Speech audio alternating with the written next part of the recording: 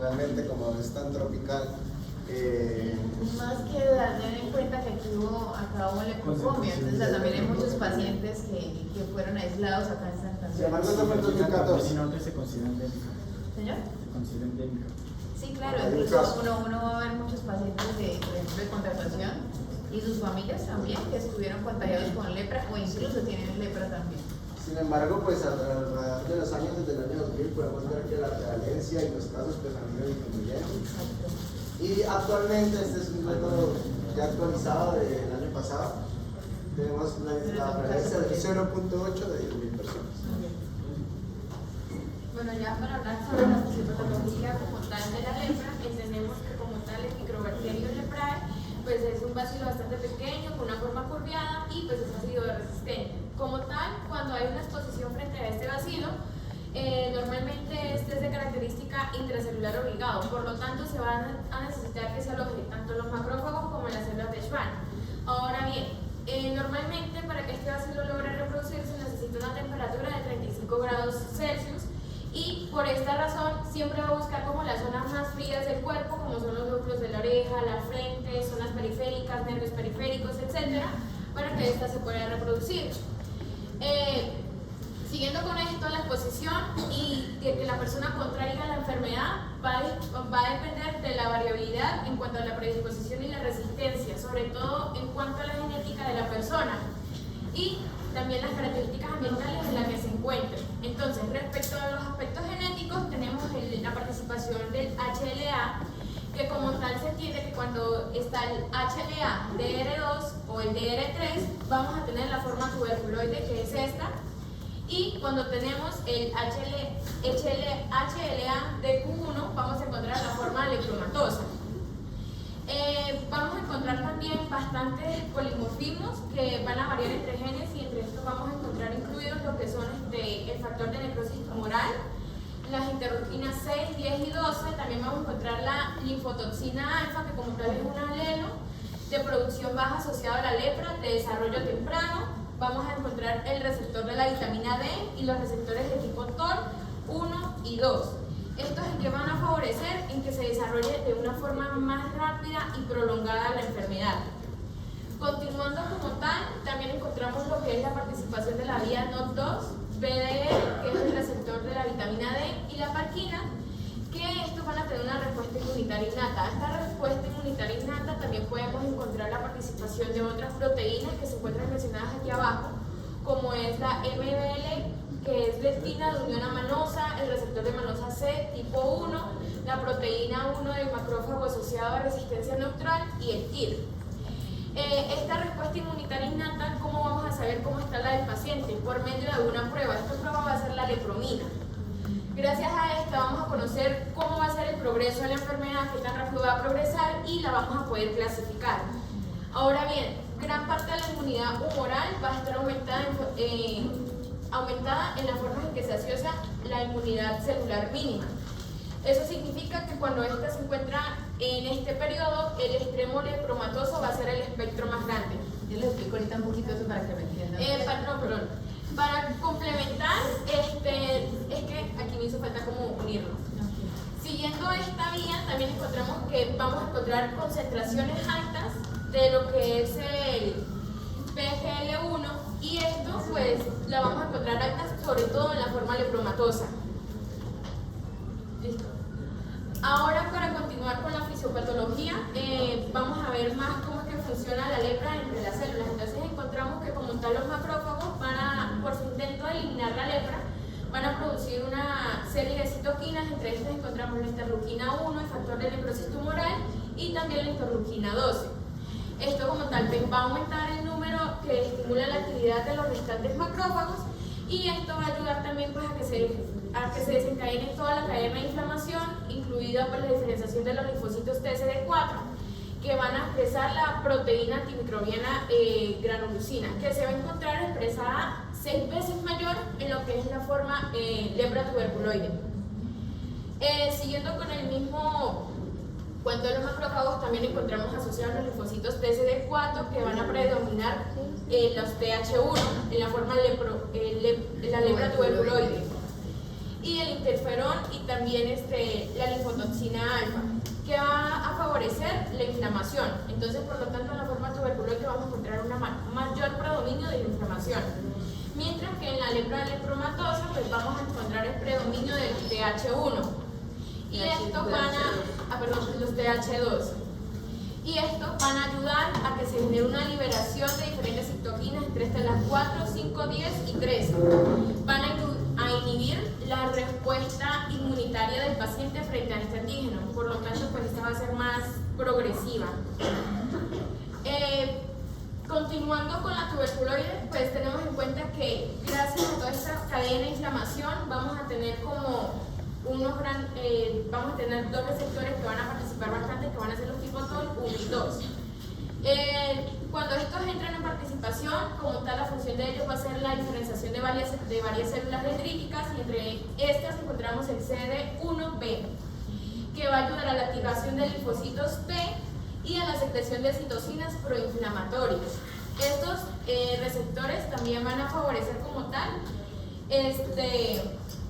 van a aumentar lo que son los LIR, que va a controlar la regulación del alza de los genes, lo que va a generar más inflamación, y también va a inhibir lo que es la defensa innata del huésped, y pues eso también genera más inflamación. Va a ser una inflamación, en el libro lo describen como una inflamación continua, persistente, que nunca va a descender. Bueno, pero yo creo que... Bueno, para que entiendan un poco, exacto, para que entiendan un poco. Bueno, para poder empezar a hablar de las clasificaciones es importante entender lo que Majo acabo de decir. Entonces vamos a desglosar un poquito qué es todo ese trabajo. Entonces tenemos que el virus entra, la micobacteria entra.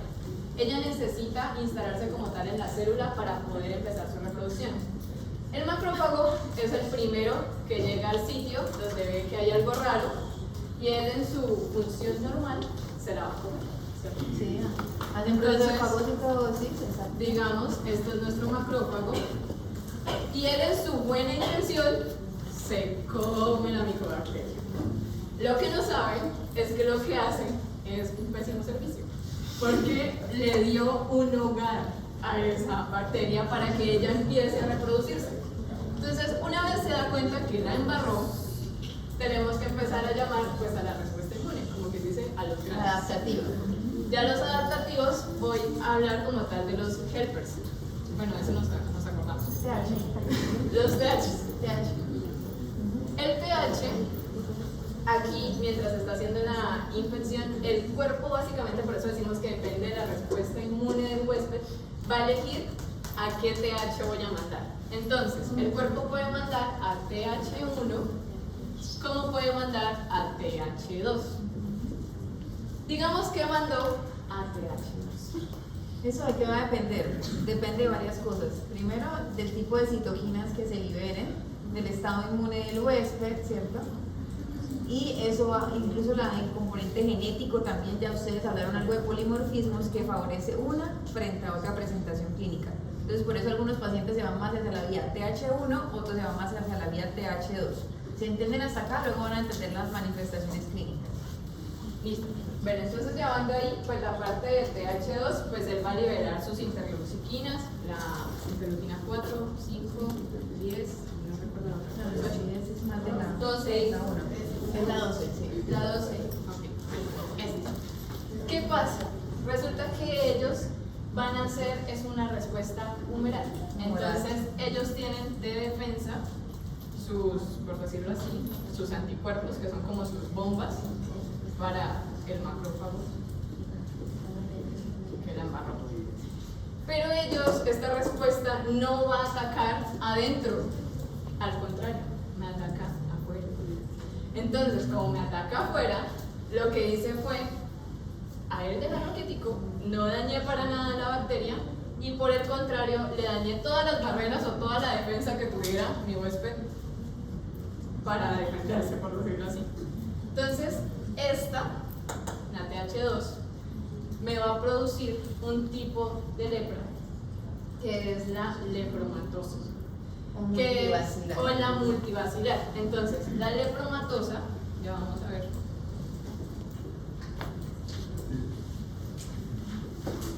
Me la produce cuando se va por la parte de la respuesta TH2, ¿sí? Que es como que dice una embarrada que también hace la respuesta inmune, y lo que hace es defensas. Entonces, ya con eso nos hace entender que vamos a dejar que la bacteria avance, porque le quité sus, como quien dice, sus competiciones. Ella va a avanzar y por ende va a ser un poco no, sino más agresiva, más crónica, más en lesiones, y ya vamos a ver la gran diferencia. Digamos que por la parte del huésped y esto, el cuerpo no decide irse por las T2, sino el T1. Cuando me voy por T1, voy a utilizar al interferón, al gamma, y él va a liberar la parte de ahí es donde entra lo de los linfocitos citotóxicos, la parte de los natural killers, y que tan solo con ese nombre, natural killer, pues van a llegar a destrozar todo ¿Y eso qué y a más? matar. ¿Qué otra cosa se forma? Es importante, granulomas. Y son granulomas que están asociados a linfocitos, es decir, no son granulomas desnudos. Eso es importante porque hay otras enfermedades granulomatosas en donde no hay linfocitos que lo rodean, ¿sí? Entonces, esos granulomas, ¿qué van a hacer? Van a contener a esos macrófagos con el bacilo e impiden que la enfermedad se haga progresiva, es decir, se genera una enfermedad limitada. Por eso van a ver que la lepra tuberculoide es mucho más limitada en sus manifestaciones clínicas, son menos lesiones, afecta la piel y otras estructuras, pero de forma menos grave con respecto a lo que hace la lepra lepromatosa. ¿Listo? Entonces, si me voy por este lado, pues como nos damos cuenta, como dijo ya la doc, es más favorable. No voy a tener un cuadro tan crónico, tan severo, ni pues nada por el estilo, sino algo más amigable. Porque estoy haciendo una defensa, no estoy quitando defensa. ¿Y qué pasa en algunos pacientes? Para complicar más la cosa.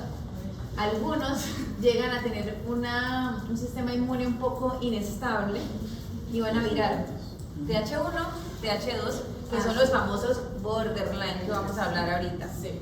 ¿Listo? O dimorfos. Entonces ya ubicados, como quien dice, esto sí ¿Sí? ya ubicados ¿Alguna en pregunta de eso. esa parte? Sí. Porque si no entienden eso, no entienden la clínica. ¿Sí? Sí, Y si entienden eso, después van a entender también la leishmaniasis, porque la leishmaniasis tiene un sistema inmunológico bastante parecido. O sea, que toca entender eso. Bueno, entonces nos vamos a la tipo 1, como ya lo dijimos, tenemos una respuesta favorable en cuanto a ataque. Limitada, hablemos de Más forma limitada, una respuesta más limitada. Entonces, en el caso del patógeno, lo vamos a limitar. Su progresión va a ser más retardada, a diferencia del otro lado, que lo que hicimos fue eliminarle cualquier defensa o competición. En la parte de categoría de la lepra, entonces, como ya les dije, en el tipo 1 vamos a hablar de la tuberculosis. Y en el tipo 2 de la... pero es un estado reaccionario, eso lo hablamos más adelante, que esos son los estados inestables de la lepra. Entonces, para que ustedes hagan una idea de la clasificación, que es lo que está explicando su compañera muy bien. Entonces, desde el punto de vista clínico, podemos dividir a los pacientes en dos grandes grupos, en los paucibacilares y los multibacilares. Paucibacilar se hace referencia a poquitos bacilos o ningún bacilo evidente. Entonces, dentro de esa clasificación, vamos a ver que la respuesta inmune es de tipo TH1. ¿Y cuáles tipos de lepra vamos a encontrar acá? La tuberculoide, la borderline tuberculoide, Y ¿cierto? la borderline, o sea, limítrofe, limítrofe. Esa ya es multivacilar.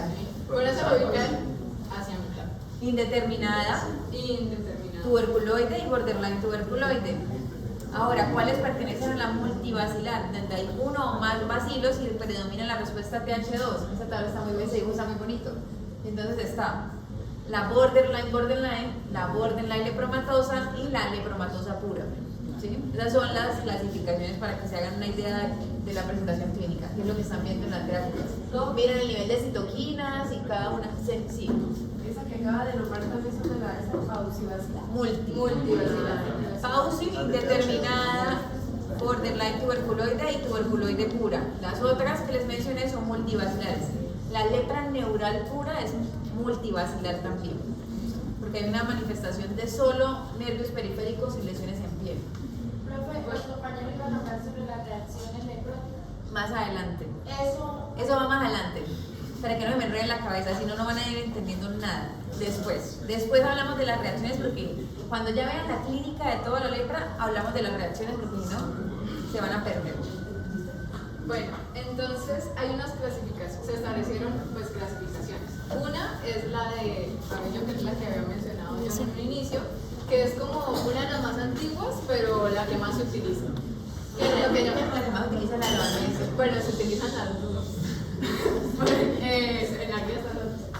Esta, para el reporte, aparece lepromatosa o tuberculosis, ¿sí? No es Pero correcto eso que está ahí de inmunosuprimido. No siempre los que tienen lepra lepromatosa están inmunosuprimidos. Simplemente hacen una respuesta de tipo humoral frente a un bacilo que prefiere una respuesta celular para el control del mismo. ¿Sí? sí. No es Entonces, inmunodeficiente. para tener en cuenta de que me entendieron todo el revoltijo que les acabo de explicar, si hablamos de lepromatosa, ¿es una respuesta T1 o T2? Dos. ¿Me mata como tal el bacilo o no me mata el bacilo? No. Bueno, entonces esta leprosa, en la parte, perdón, estas lepromatosas, en la parte de la OMS, está la lepra ¿Esa cuál sería? multivacilar. Ahí es multi, sí, esa Acá es es sí, esta, hagan de cuenta que es esta. ¿Por qué? Porque, como dijimos, no voy a matar bacilos, entonces voy a tener múltiples bacilos. Ahora, la tuberculoide, habíamos dicho que era respuesta de qué tipo? ¿Mato o no mato el bacilo? No necesariamente. Bueno, contiene el bacilo, lo limita, ¿sí? Lo tiene encerrado para que hagan una idea. Porque si lo destruyera, la enfermedad curaría. ¿Sí? Que vamos a ver que eso pasa en algunos pacientes. Entonces, a esa lo voy a llamar lepra paucivacilar. ¿Listo? Entonces, cuando hablamos del tuberculoide, estamos hablando de paucivacilar, y cuando hablamos de multivacilar, hablamos de Lepromatosos. ¿Listo? Resulta que como hablamos de respuesta inmune, lo que hablábamos era que había un espectro, que era lo que ahorita preguntaban ustedes. Entonces, lo que es tuberculoide, lo que es tuberculoide, y el borde como que es el limítrofe de tuberculoide, pues no sepan, tuberculoide, que es la respuesta tipo.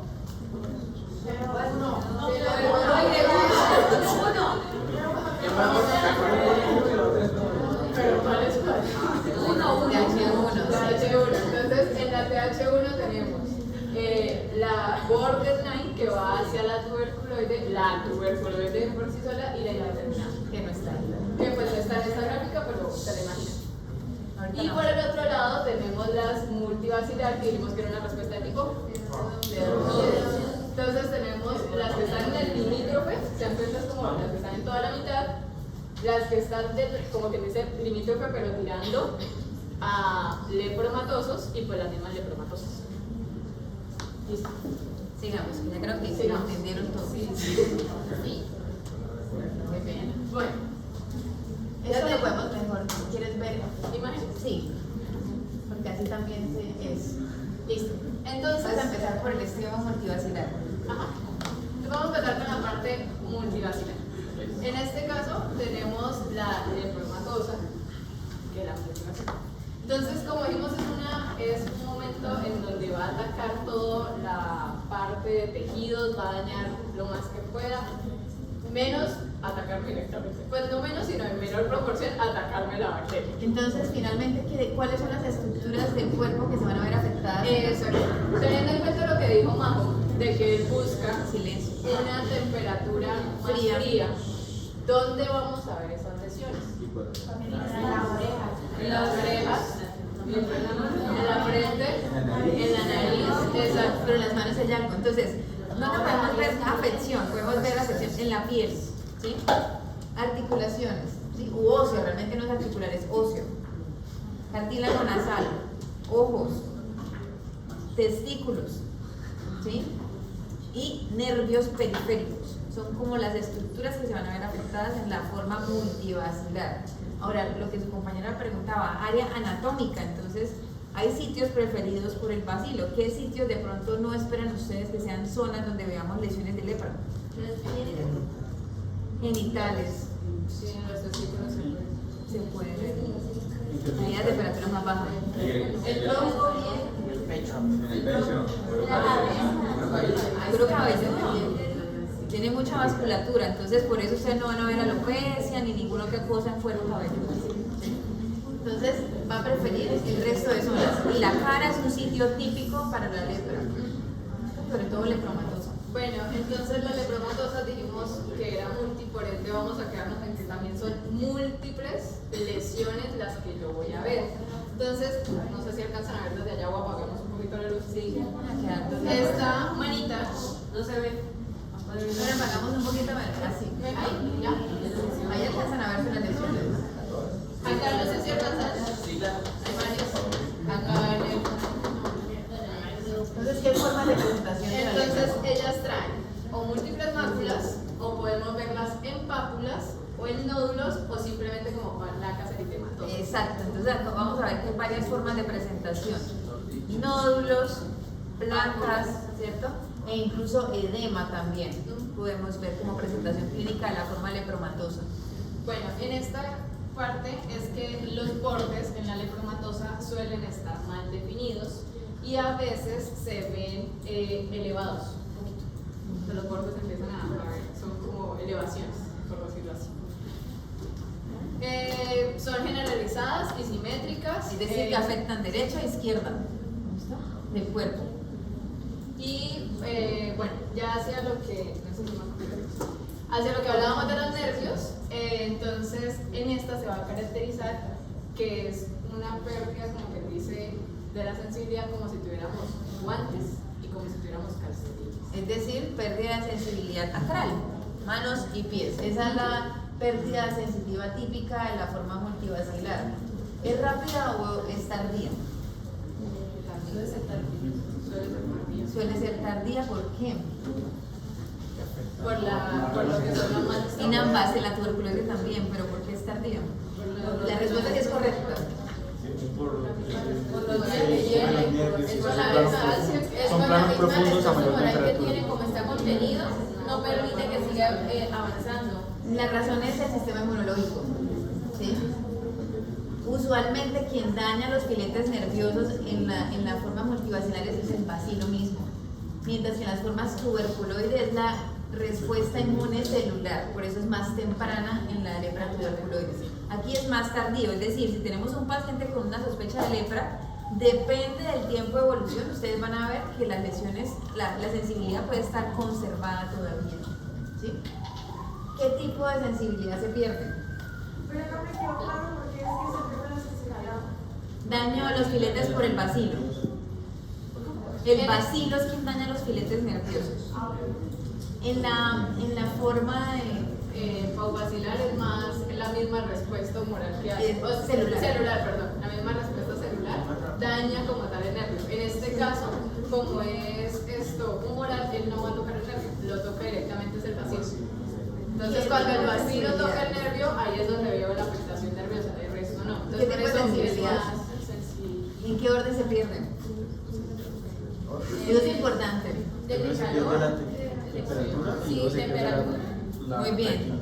Temperatura, dolor y tacto. Eso es importante porque si yo solo evalúo dolor, solamente le pincho las manos al paciente, el paciente siente una sensibilidad conservada.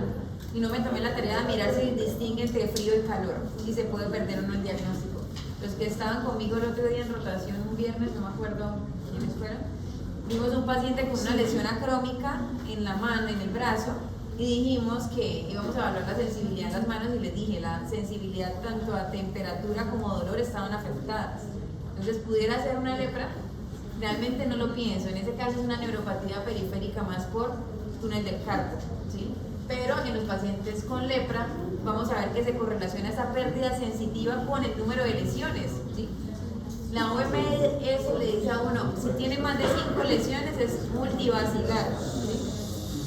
Vamos a ver que no es tan fácil a veces hacer la diferenciación con el borderline lepromatoso que vamos a ver ahorita. El número de lesiones en ambas entidades es numeroso, 10, 15, 20, 30, 50 lesiones diferentes. ¿Listo? Para que lo tengan presente. Bueno, la otra parte, como hablábamos, los pabellones de las orejas, entonces como vemos se aumentan de tamaño y empiezan a tener como un aspecto de péndulo. Nódulos. Son nódulos lo que se va a ver. Por otra parte, como habíamos hablado de la cara, la parte de la frente, la parte de los ojos también se ha afectado, pero esto ya es mucho Miren más las fases grande. leoninas. Y esto es lo que hablamos de la fase leonina. Entonces, ¿las papilominas en qué consisten? Son nódulos en la cara, en la parte centrofacial, sobre todo en la región interciliar.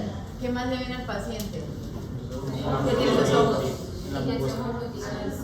Tiene compromiso, seguramente de la córnea también. Ellos hacen úlceras corneales, incluso puede haber ceguera en algunos pacientes. Puede haber lagoftalmos también. La nariz no se ve muy bien, pero miren la nariz de la señora. Está en silla de montar. Nariz sencilla de montar, que es otra complicación de la lepra lepromatosa.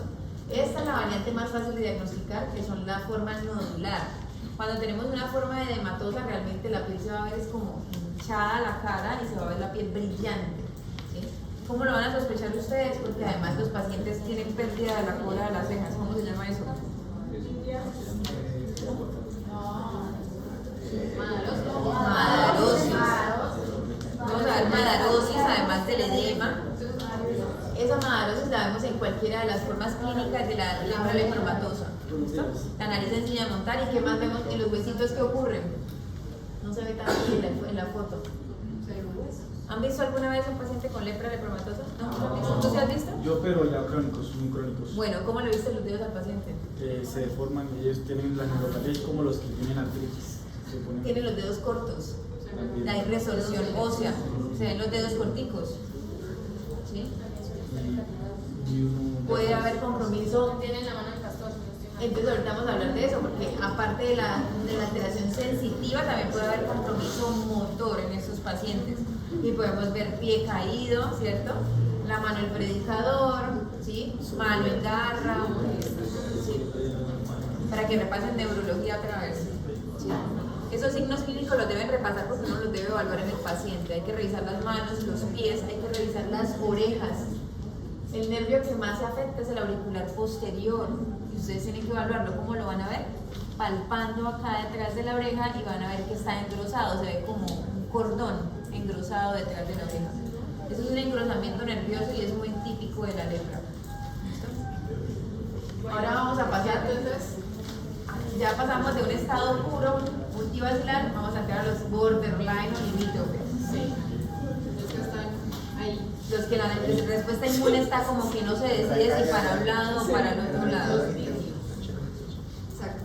Entonces hablábamos de que como tal la cura, por decirlo así, era simétrica, ¿no? Me afectaba derecha, izquierda, sin importar. En este caso, cuando ya hablamos de la borderline, ella no es simétrica, ella es asimétrica. Me puede afectar un lado y dejarme sana en cualquier otro. Eso es como lo principal de diferencia. Ya lo otro, pues ya vemos que las placas cutáneas, pues son iguales a las otras, pero son más como eritematosas en vez de las mismas pápulas a nódulos o más como extravagantes que las otras. No, ellas son más. Bueno, en suaves. la borderline no es tan fácil a veces hacer la diferenciación, pero una clave está en que las lesiones son más asimétricas. Miren el borde, cómo se ve en esa lesión. Compárenlo con la forma pura, que era un poco más limitada el borde de esas lesiones. Y lo otro es que pueden haber lesiones satélites también. Entonces van a ver la placa anular y van a ver pápulas o lesiones más pequeñitas cercanas a esa lesión principal. Eso también es típico de las formas borderline lepromatosa. Bueno, lo que les hablaba, de que a veces se veían los bordes, o sea, que lo ven así, como si fuera un anillo. Entonces los bordes son un poquito más levantados, que en las otras imágenes pues no se veía. Aquí también vamos a ver neuropatía sensitiva, podemos ver neuropatía motora, ¿sí? Podemos ver compromiso de anexos, es decir, puede haber madarosis, puede haber compromiso cartilaginoso, puede haber compromiso óseo, como lo hablamos también en la forma pura de la lepra lepromatosa. ¿Listo? ¿Hasta acá vamos bien? Bueno, ahora la tuberculoide. Pasamos al otro polo. Sí, está. Entonces, ellas, vamos a hablar de pocas placas, como nos damos cuenta acá solamente hay una, acá medio se alcanza a ver. Entonces, ¿cuántas lesiones son? Menos de 5. Menos de 5. Puede ser una solita, 2, 3, 4. Entonces, en esta suele haber solamente, o sea, puede que no haya así como lesión grande, así como las otras, sino que más bien haya compromiso nervioso, por lo que hablábamos, la respuesta celular va a atacar el nervio. Entonces, hay la alta probabilidad de que yo le toque esa lesión y a él no le duele. No sienta. Porque no tiene parte sensitiva, pues no tiene parte nerviosa como tal en esa lesión. ¿Listo? Entonces, diferencias desde el punto de vista neurológico. Primero, el daño es más rápido. O sea que al momento de examinar los pacientes usualmente le vamos a encontrar la neuropatía sensitiva. Y segundo, es sobre las lesiones, no es en guantes y calcetines como lo vimos en la lepra lepromatosa. ¿Listo? ¿Queda claro? El número de lesiones ya lo mencionamos y el tipo de lesiones también son placas que son numulares o anulares también. Fíjense que acá ya empezamos a ver lesiones figuradas como diagnóstico diferencial, ¿sí? Y vamos a encontrar también compromiso motor en algunos pacientes, aunque no es tan frecuente si se compara, por ejemplo, con la lepra lepromatosa, ¿sí? Aquí no vamos a ver madarosis, aquí no vamos a ver la nariz sencilla de montar, tampoco vamos a ver el compromiso óseo como lo vimos en la forma multivacilar. O sea que se limita a la piel y a los nervios periféricos, ¿listo? Nervios periféricos no centrales, ¿listo? Central no se ve comprometido. Y ahora espérame porque faltó otra parte, ¿sí? Entonces, para que hagan un esquema mental. Entonces, si estamos frente a un paciente con lepra, lo primero es, para que me dé lepra se requieren de varias cosas. Primero, tener una susceptibilidad genética, que es más o menos el 30 al 50%, es decir, el otro 50%, así se exponga y tenga todas las condiciones, no va a desarrollar la lepra. Esta es una de las razones por la que la enfermedad tiene baja frecuencia. Segundo, estar en contacto de forma frecuente y por largo tiempo, es decir, durante años, con una persona multivacilar, es decir, que tenga una forma lepromatosa. La forma paucivacilar no va a generar contagio directo de la enfermedad, ¿listo? Entonces, fíjense que se requieren esas condiciones para que uno finalmente desarrolle la enfermedad. Cuando yo tengo mi sistema inmunológico indemne, entonces, ¿qué puede suceder? Algunos pacientes desarrollan una primera lesión que no la vi ahí, que es la lepra indeterminada, si tienes fotos. Entonces la lepra indeterminada, déjame se los explico así para que si quieres, pasa.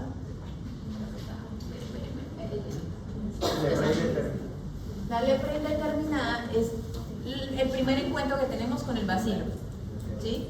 Esto lo podemos ver incluso en los niños, es una presentación que vemos en niños, en personas jóvenes. ¿Qué genera? Genera una lesión, una o pocas lesiones hipocrómicas, que va a tener signos clínicos característicos y ustedes los pueden evaluar. Entonces va a tener anestesia, anidrosis, es decir, que no va a sudar, ¿sí? Y alopecia en el sitio donde está la lesión, acrómica o hipocrómica. Entonces, ¿cómo lo van a poder evaluar ustedes? En los libros ustedes van a encontrar un signo clínico descrito por un autor latino, que básicamente lo que propone es que se aplique talco sobre la lesión, o sea, la zona hipocrómica y en la piel de alrededor. ¿Qué sucede? ¿Dónde creen ustedes que es más fácil remover el talco? De la lesión en la que no tiene pelo. ¿Por qué? Porque no suda. Porque no suda, ¿cierto? Y no hay folículos pilosos que pueden adherir parte del material, del talco. Entonces uno va a ver que se remueve muy fácil donde está la lesión y no tan fácil en el resto de la piel alrededor que vamos a evaluar. ¿Listo? Entonces, así pueden hacer ustedes evaluación de ese tipo de lepra. ¿Qué puede pasar con el sistema inmunológico? Usualmente cuando tenemos contacto con el bacilo y hacemos ese primer cuadro, pueden pasar tres situaciones.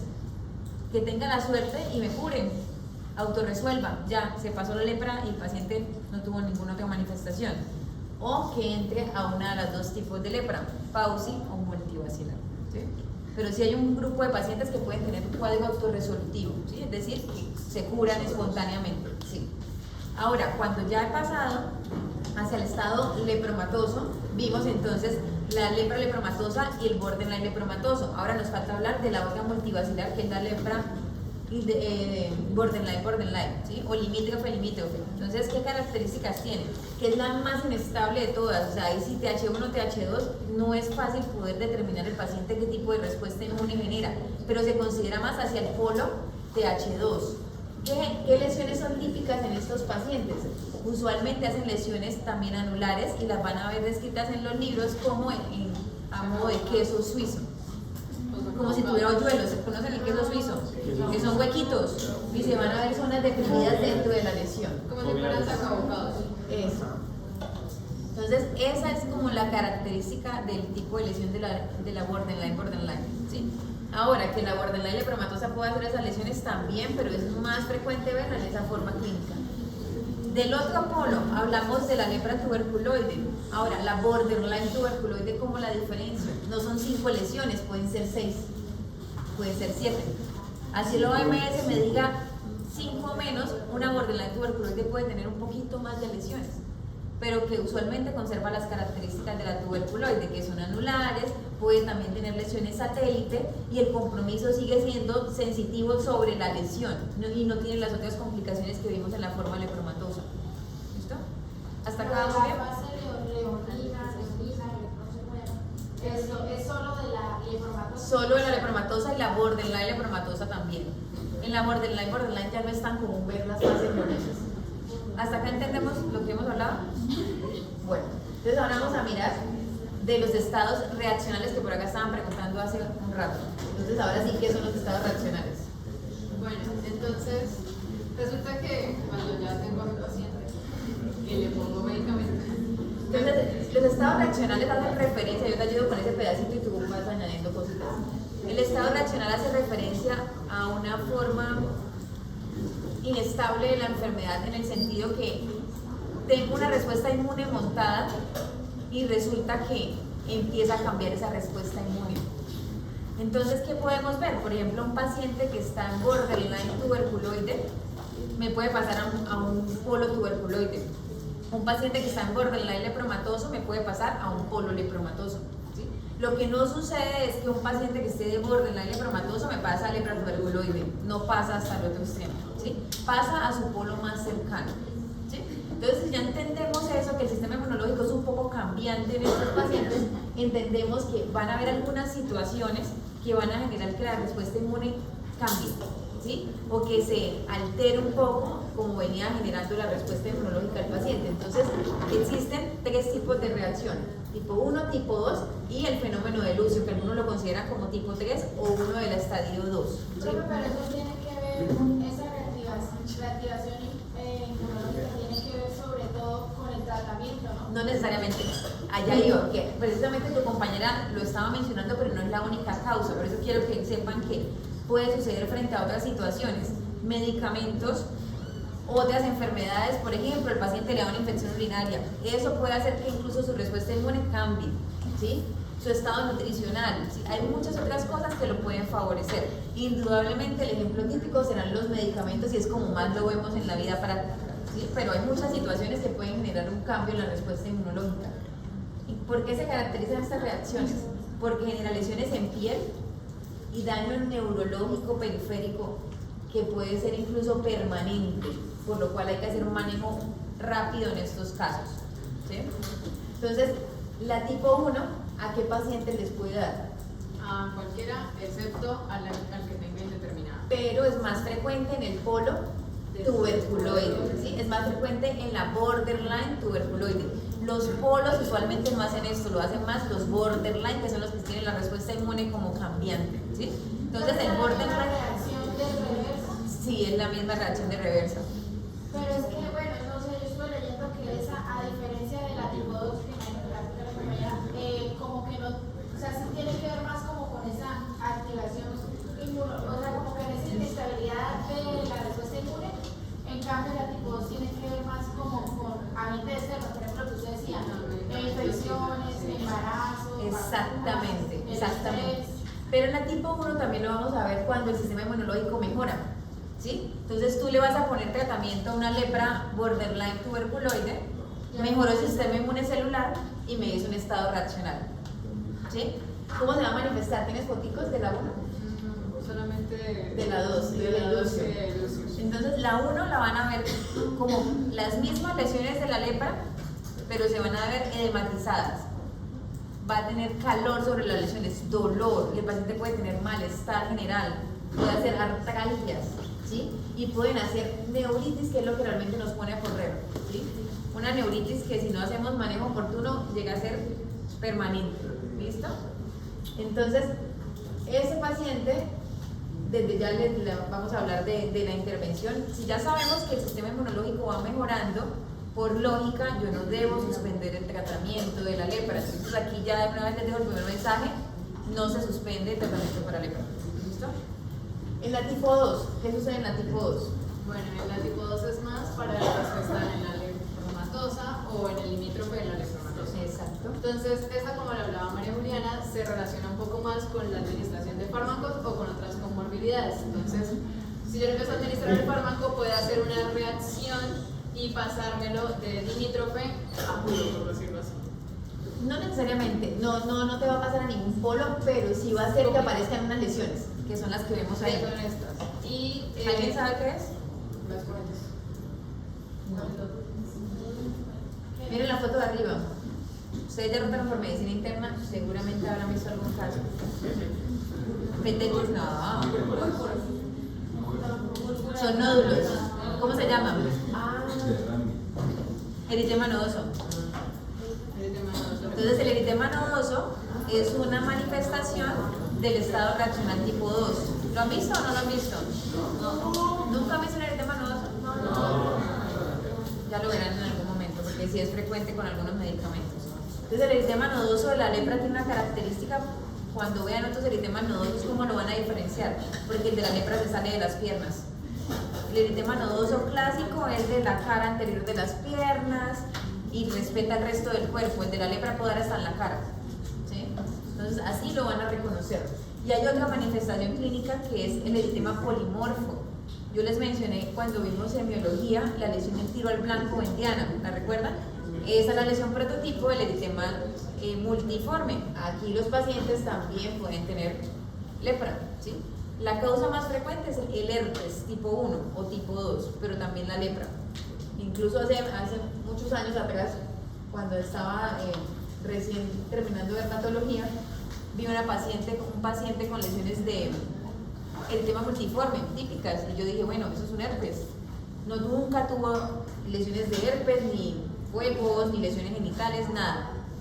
No había tenido ninguna otra manifestación clínica y fue el debut, es decir, así empezó la enfermedad de él. Cuando le hice biopsia, sorpresa, lleno de bacilos la muestra, lleno de bacilos, y el paciente no tenía lesiones antes. Es decir, fue la primera manifestación de la enfermedad. Entonces, esa es otra presentación clínica que ustedes tienen en cuenta. La mayoría de pacientes es muy fácil el diagnóstico porque ya tienen diagnóstico de lepra, pero el que no lo tienen, recuerden que también puede ser una manifestación de la enfermedad. Bueno, y la otra, Y la más grave de todas, es el fenómeno de Lucio. Que este se caracteriza más por la parte de fenómenos trombóticos. Entonces, les traje como esta imagen de acá. Que realmente no muestra tan grave como es en realidad, es un cuadro bastante grave. Entonces el fenómeno de Lucio es una vasculitis que llega a causar necrosis del tejido. Ustedes aquí comuneros, hubo una paciente con un fenómeno de Lucio que venía de contratación, que estaban viendo acá medicina interna hace como un año, tal vez, año y medio, y es una paciente que tenía lesiones generalizadas, con compromiso multiorgánico y terminó muriéndose por sepsis. ¿Sí? Entonces es un cuadro grave y uno dice, la lepra, las personas no se mueren de lepra, pero resulta que algunas complicaciones sí pueden conllevar a que el paciente fallezca. Y uno de esos puede ser esta forma clínica que llega a complicarse con infección de tejidos blandos y sepsis. Pues ya creo que es la lo vimos. mismo de arriba, pues básicamente lo mismo, sino en la clasificación de lo que hablamos de la OMS, de que lo clasificamos como pauvacilar o multivacilar. ¿Entendieron ese pedazo? Sí, sí. Entonces pasemos. Diagnóstico. Bueno, entonces, ¿cómo hacemos el diagnóstico de la enfermedad? Hay en realidad tres formas de hacer el diagnóstico de la enfermedad. Dos formas es siguiendo los signos cardinales que nos muestra esta con todo el desarrollo. Desde que están cansados, ya casi acabamos. Pues para descubrir estos signos cardinales, pues vamos a realizar el examen físico del paciente. Entonces, digamos, lo primero vamos a hacer una prueba de pérdida sensorial o anestesia en parches de piel y documentados. ¿Qué sería cuál tipo de lepra? La pérdida sensorial o anestesia, que se toca la pero sobre la Uno solito, pausivacilares, ¿sí? Entonces, la presentación de lesiones hipopigmentadas es más frecuente en la lepra indeterminada, pero eventualmente la tuberculosis también puede hacer lesiones hipopigmentadas. Algo para comentar respecto a lo de piel hipopigmentada, que creo que se nos escapó antes, es que normalmente estas lesiones son más características en pacientes con una tez más oscura de piel. Es más evidente ver las lesiones, claramente, por el contraste. Entonces podemos utilizar pues normalmente pues hacer la prueba de calor, la de punción y pues la de tacto como tal, que era lo que nos Calor, frío, los que estaban conmigo el viernes también creo que vieron cómo se hizo la prueba.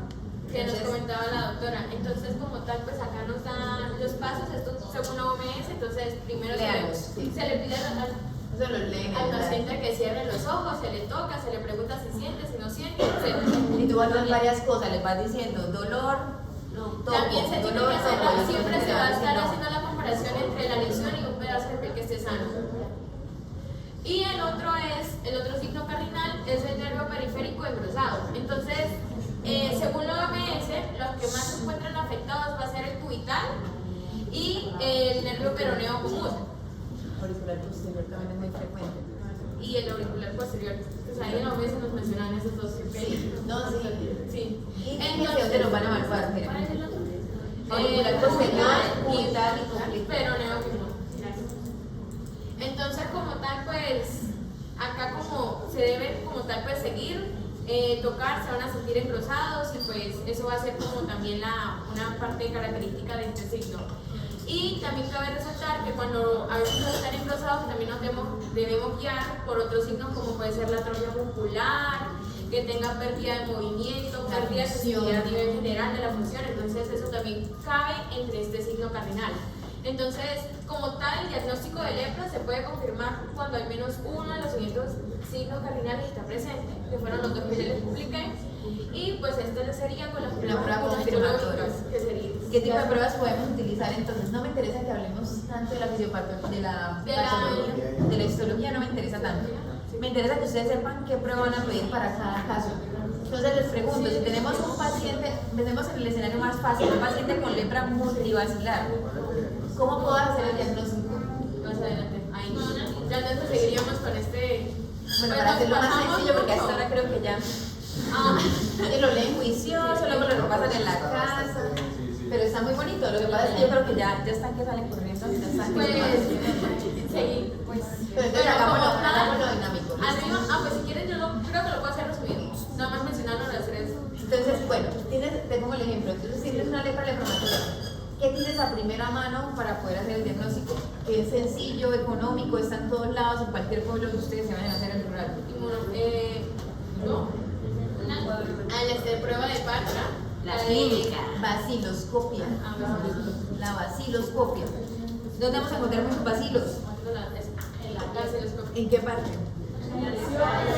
En las lesiones, ¿en dónde más? Y en los nervios. Sí, pero no, ¿cómo le llaman vaciloscopia a un nervio? Lóbulos de las orejas.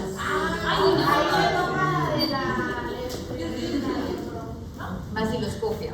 Entonces la vaciloscopia se toma lóbulos de las orejas. ¿Ya vieron videos? Si vieron videos de cómo se toma, tienen que aprender a tomar. Exacto. De secreción nasal, muy bien. Lóbulos de las orejas, codos, rodillas y sobre las lesiones. Entonces, miren videos porque ustedes van a tener, si van a un pueblo y les toca a ustedes solos, usualmente los bacteriólogos si les dicen yo no sé hacer eso, les toca a ustedes hacerlo. Y tienen que aprender a tomar linfa. Porque vamos a tomar linfa del lóbulo de la oreja, secreción nasal o frotis nasal y linfa de los otros sitios también. Y frotis de las lesiones. La linfa, pues tienes que hacer primero oclusión vascular. Entonces debes pinzar el lóbulo y con una lanceta Se corta y sale el líquido, se coloca en el debe ser un líquido claro y se coloca en un cubreobjeto. No debe ser sangre. Si es sangre, no sirve. ¿Listo? Y la vaciloscopia les va a dar unas cruces. ¿Sí? Revisen la guía colombiana que está muy claro cómo se interpreta una cruz, dos cruces, porque le dicen a uno cuántos vacilos por campos hay. ¿Sí? Entonces, con que haya un solo vacilo en campo, se considera multivacilar, es decir, la pausivacilar no se deben ver vacilos por campo. ¿Listo? Para que lo tengan claro. Entonces, si yo tengo una vaciloscopia negativa, ¿descarto lepra? No. Les acabo de decir que la pausivacilar la prueba va a salir negativa. Entonces, Si tengo suerte y era una lepra multivacilar, la vaciloscopia no me hace el diagnóstico y me va a decir 2 cruces, ya listo, es una lepra multivacilar. Pero podemos tener el caso de una paucivacilar y entonces ¿qué otra prueba puedo utilizar para hacer el diagnóstico?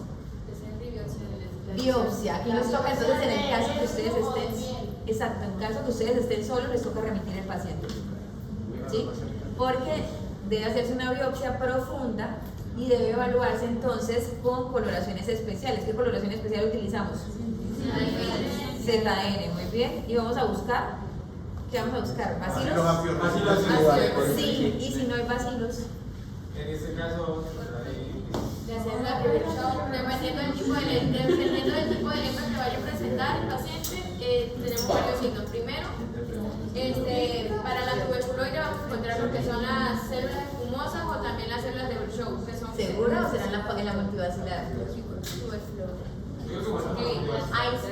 perdón. Esa es en la lepromatosa, pero en la tuberculoide vamos a ver los granulomas. ajá, que son los de Sí, la Y se ven granulomas asociados a linfocitos, es decir, a veces no se va a ver el vacío. células de Virchow.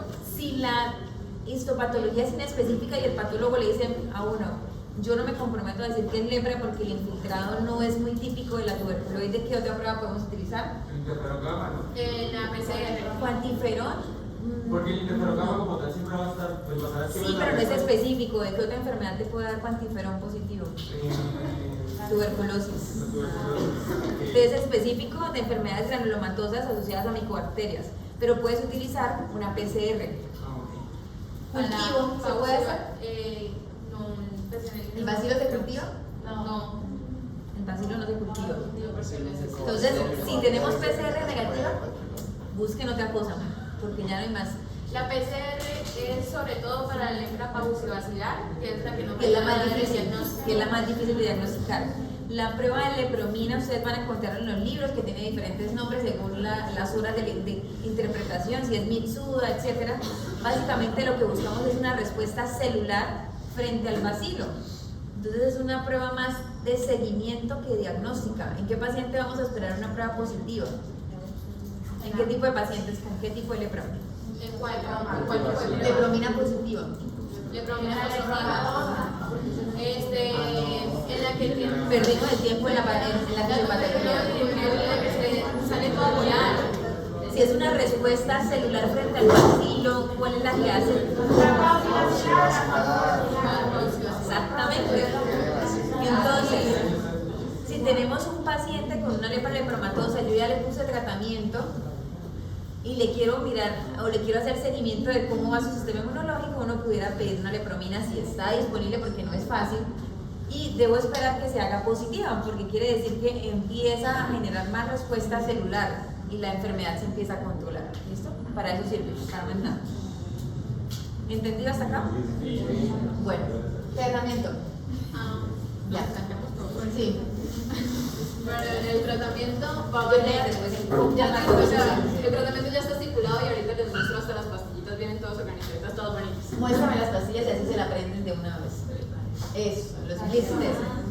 Así ya uno no se le olvida cuántas pastillas son y cuánto tiempo son. Entonces, así grande, esto el primer día. Lo que están acá. Esto es pediátrico, esto es adulto. Entonces, este de acá es el primer día.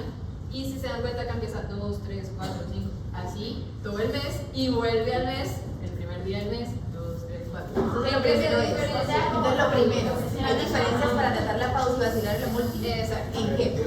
En el tiempo. En tiempo. Entonces, en el caso de las multi, voy a hacer un tratamiento de 12 meses. Según Ya la de- OMS y Sí. según el Instituto de Salud de Estados Unidos, ¿cuánto tiempo dicen ellos?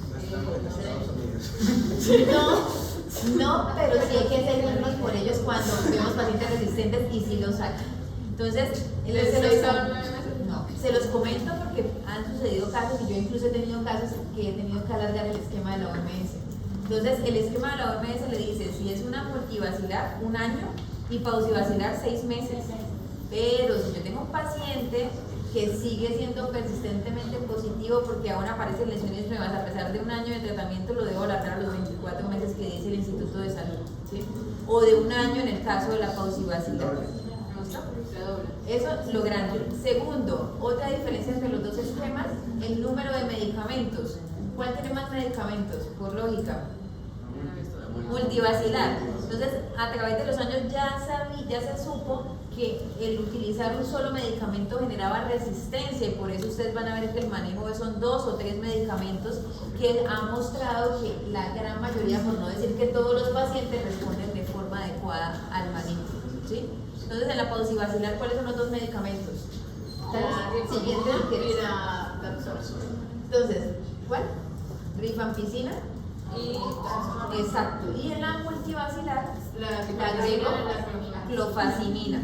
Si quieres darle siguiente para que se aprendan los blisters. Entonces, en este lado tenemos entonces el de la forma Rifampicina, esta es la clofazimina y la dapsona. Entonces, esto es la multivacilar. multivacilar, exacto. Entonces, el primer día ustedes van a aprender las dosis luego por su cuenta, incluso dentro del taller, ahí deben colocar. Los voy a obligar también a que la repasen.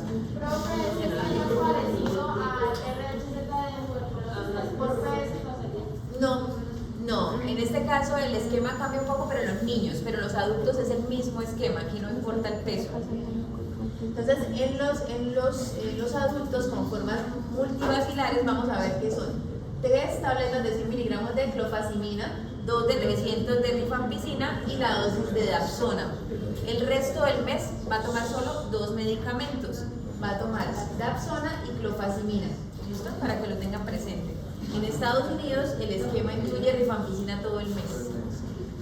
Es otra diferencia con el de nosotros.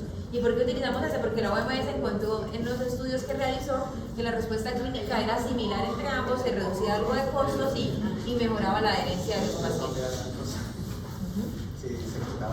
Exacto. Y en la pausivacilar tenemos la dosis de carga de rifampicina, que son 300 y 300, es decir, 600 al mes, y la dosis de dapsona. O sea, esto no. O sea, sin clofazimina. ¿Entendido? Efectos secundarios. Importante. De la rifampicina, ¿qué efectos secundarios? Las escleras, las escleras se pueden poner amarillas y sobre todo las secreciones, ¿cierto? La orina y las lágrimas cambian de color. Eso hay que explicarlo, si no los pacientes se asustan. La clofazimina, ¿qué produce? Pigmentación, incluso nos sirve de seguimiento, porque el paciente le empieza a dar una manchada a la piel. Entonces hay pigmentación sobre todo en áreas fotoexpuestas. Ustedes deben explicar que es pasajero, cuando se suspende tratamiento eso mejora. Y la dapsona tiene varios efectos secundarios, pero hay uno que es el que más debemos buscar en los pacientes. Hay uno idiosincrático, no. El efecto idiosincrático es hacen trombocitopenia, ¿sí? Pero en el caso de la deficiencia de la glucosa 6-fosfato deshidrogenasa, que en dónde está, esa enzima donde la vamos a encontrar. Eritrocitos. Entonces, si el eritrocito no tiene glucosa 6-fosfato deshidrogenasa, los pacientes hacen hemólisis al exponerse a las sulfonas, específicamente la dapsona. Entonces, hay que medirles hemograma en los pacientes y en el caso hipotético que sea posible, la glucosa 6-fosfato deshidrogenasa, que es bien difícil que la hagan. ¿Vamos bien? Estados reaccionales. En ninguno de los 3 estados reaccionales me van a suspender el tratamiento para la lepra. Por favor, ¿listo? Lo van a continuar. En el estadio 1, si hay neuritis, si no hay neuritis, es decir, la forma más leve, denle aires al paciente, ¿sí? Y tranquilícenlo, y ya. Si tienen neuritis, es decir, que empieza a tener dolor, ardor o alguna otra manifestación nerviosa, debemos darle corticoides, ¿sí? De 0,5 miligramos por kilo. No se les olvide desparasitar los pacientes. Acuérdense del síndrome de Loeffler. ¿Listo? Y en el caso del estado reaccional tipo 2, es decir, de tipo eritema nodoso, debemos darle a los pacientes también corticoides de entrada, ¿sí? A la misma dosis que les mencioné ahorita cuando hay neuritis en la tipo 1. Y en el fenómeno de Lucio, que es la forma más grave, podemos utilizar, ¿qué medicamentos podemos utilizar? ¿Me dieron? ¿Cómo? ¿Que no lo mencionaba? Ya reviso. Donde tienen los estados reaccionales, creo que ahí tienes la tablita de resumen, incluso. Ah, sí, ya sé. ¿Dónde está? Donde que lo querías mostrar al principio. Sí, ya sé. No, más adelante. Sí, están acá. Antes. Ahí. La prednisolona y la Talidomida. ¿Qué produce la talidomida? Específicamente, ¿qué produce?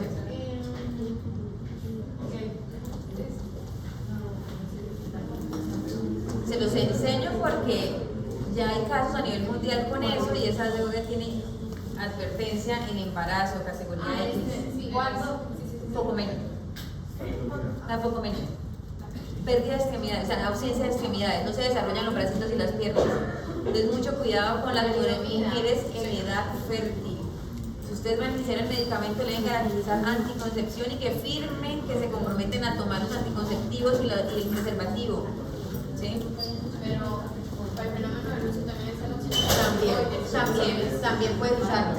O sea, para las tipo 2 y lucio puedes utilizar corticoides, talidomida, colchicina también en algunos casos. ¿Y cuánto tiempo se debe suspender el medicamento para que la persona pueda no? O sea, que ya tú decidas suspender, depende si controlas la enfermedad. ¿Qué pasa en el fenómeno de lucio? Usualmente dura años. El estado reaccional tipo 2, es decir, el eritema nodoso también dura años. Entonces se toca negociar con la paciente. Si la paciente insiste que quiere estar en embarazo, te toca suspenderlo y por lo menos unos 3 a 6 meses evitar aún así el embarazo y decirle que posiblemente pueda tener otra recaída, así la lepra se cure. ¿Sí? Entonces, los estados reaccionales pueden persistir por años, así la lepra ya se cure. Para que lo tengan presente. ¿Preguntas? Van a hacer el taller. Me lo envían.